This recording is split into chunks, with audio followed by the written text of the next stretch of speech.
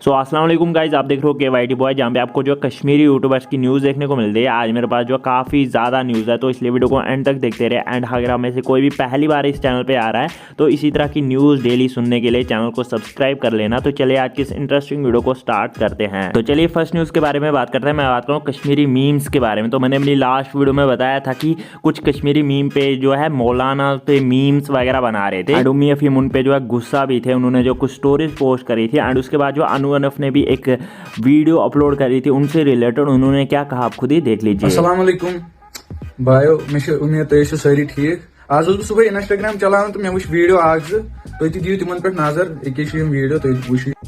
मे वुनकस याद 1700 रपये तुलमत चंदस मज 4.5 रेट में उत नजर दिसम घर। बोल रहे हैं पढ़ने लिखने वाले छात्रों को राजनीति से दूर रहना चाहिए। वह वुचो तुम वीडियो यम सानी कशिर बय बन मगर मे पाई यम कम कम्युनिटी हंद कह ना इंस्टाग्रामस पे पन DP थान मतलब पन प्रोफाइल पिक्चर थान ना पाई यम कम सान मौलवी सोबन इत रोस्ट करान। वह वनो तुम यम कम पे नी तो एक्शन थोड़ा बहुत।